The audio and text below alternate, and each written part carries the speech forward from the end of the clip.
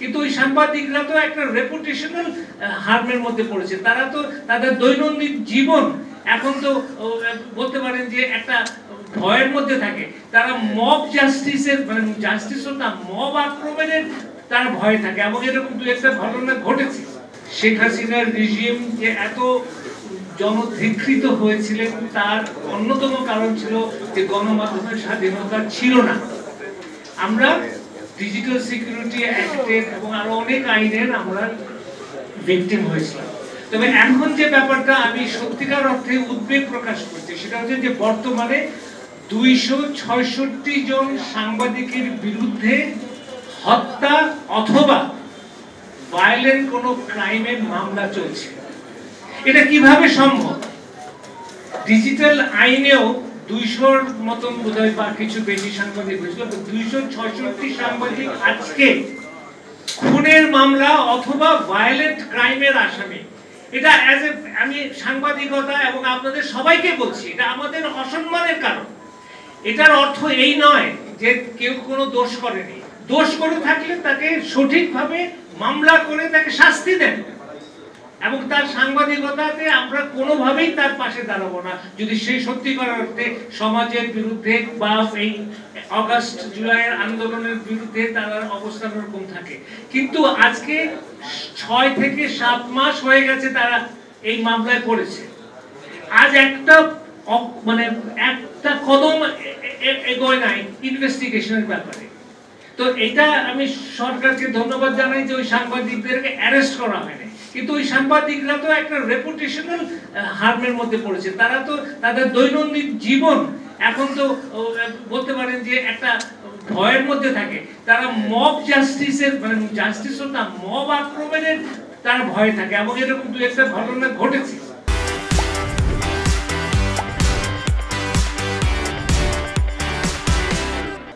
আরেকটা কথা, এই মুহূর্তে 13 জন সাংবাদিক জেলে আছে।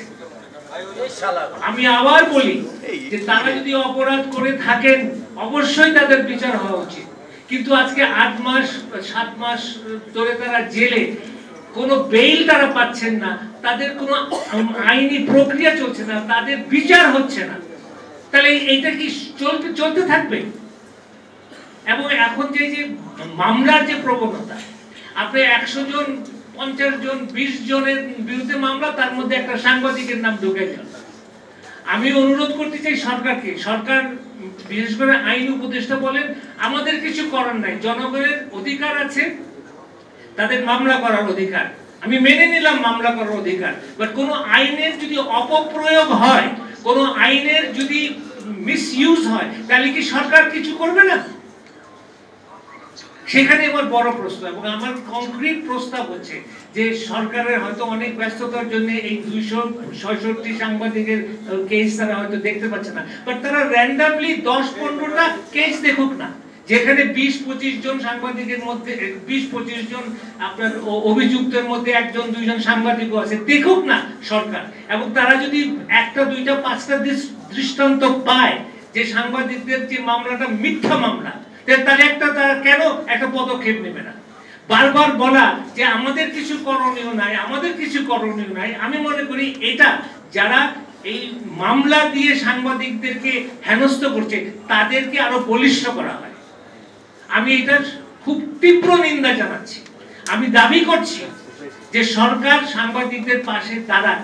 যে সাংবাদিক গিলটি, যে সাংবাদিক দোষী, যে সাংবাদিকের হওয়া উচিত, পানিশমেন্ট হওয়া উচিত, আমরা সরকারের পক্ষে থাকি।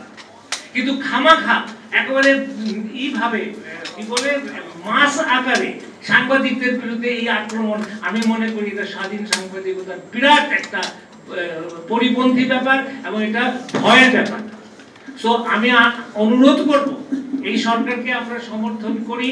এই সরকার পরিবর্তনের সরকার, এই সরকার সংস্কারের সরকার, এই সরকার আশা করি আমাদের আরো গণতন্ত্রকে বলিষ্ঠ করার সরকার, মত প্রকাশের স্বাধীনতাকে দৃঢ় করার সরকার। কিন্তু এই মুহূর্তে সাংবাদিকদের উপরে যে নির্যাতন হচ্ছে এই মামলা মাধ্যমে, এবং এটাও শুনেছি আমরা যে হত্যা মামলা কেন, হত্যা মামলা দেওয়া হয় কেন? হত্যা মামলায় বেল পেতে অসুবিধা হয়। তো যে দিচ্ছেন মামলা সে সুপরিকল্পিত ভাবে হত্যা মামলাকে জড়াচ্ছেন কেননা যেন সে বেল না পায়।